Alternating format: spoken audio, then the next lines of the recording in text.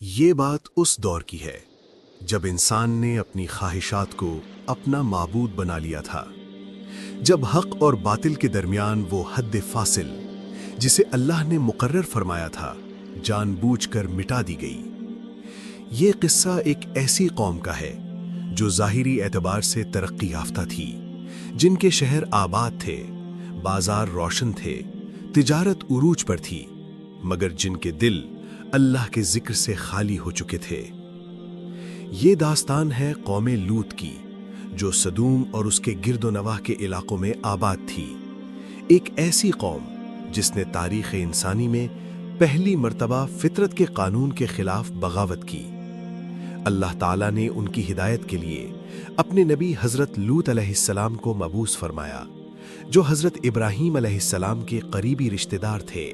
حضرت لوط علیہ السلام نے جب اپنی قوم کے حالات دیکھے تو محسوس کیا کہ مسئلہ صرف گناہ کا نہیں بلکہ سوچ اور نظریے کا ہے، کیونکہ یہ لوگ مردوں کا مردوں کی طرف میلان رکھتے تھے اور اس فعل کو چھپانے کے بجائے علانیہ انجام دیتے تھے۔ وہ اسے برائی نہیں بلکہ ایک معمول اور فطری عمل قرار دینے لگے تھے۔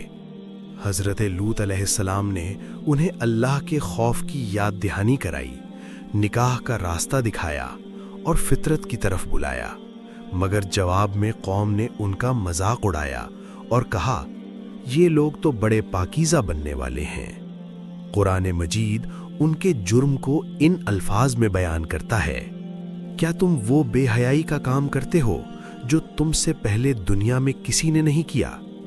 یہاں یہ بات سمجھنا نہایت ضروری ہے کہ اللہ تعالیٰ نے اس قوم کو صرف اس لیے ہلاک نہیں فرمایا کہ وہ گناہ کر رہی تھی، بلکہ اس لیے کہ انہوں نے گناہ کو ایک نظریہ اور شناخت بنا لیا تھا۔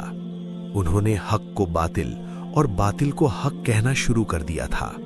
نصیحت کو نفرت اور پاکیزگی کو کمزوری سمجھا جانے لگا تھا۔ جب نبی کی بات بھی مذاق بن جائے تو پھر رحمت کے دروازے بند اور عذاب کے دروازے کھل جایا کرتے ہیں۔ مشہور مفسر امام ابن کثیر لکھتے ہیں کہ قوم لوط کا جرم محض ایک فعل نہیں تھا بلکہ فطرت کے خلاف کھلی بغاوت تھی۔ اور ڈاکٹر اسرار احمد فرماتے ہیں کہ جب کوئی قوم گناہ کو اپنی پہچان بنا لے تو پھر اللہ کا عذاب صرف وقت کا انتظار کرتا ہے۔ رسول اکرم صلی اللہ علیہ وسلم نے بھی اس فعل کے بارے میں سخت وعید فرمائی، جسے تم قوم لوط کا عمل کرتے پاؤ، فاعل اور مفعول دونوں کو سزا دو۔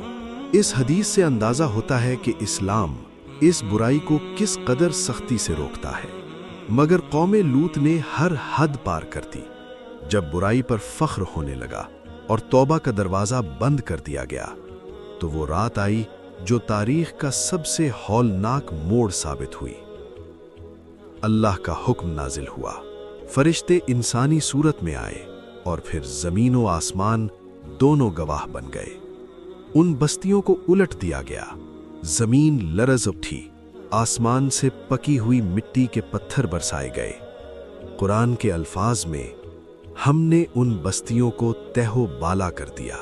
صبح ہوئی مگر شہر کا نام و نشان مٹ چکا تھا، نہ محلات باقی رہے، نہ بازار، نہ غرور، صرف ایک عبرت باقی رہ گئی۔ یہ کہانی صرف قوم لوط کی نہیں بلکہ ہر اس قوم کے لیے ایک خاموش تنبیہ ہے جو یہ سمجھنے لگے کہ اللہ کا قانون صرف پرانی کتابوں تک محدود ہے۔ اگر آج ہم نے سمجھ لیا تو یہ رحمت ہے، ورنہ تاریخ گواہ ہے کہ اللہ کی گرفت اچانک بھی آتی ہے، اور جب آتی ہے تو پھر صرف کہانیاں باقی رہ جاتی ہیں۔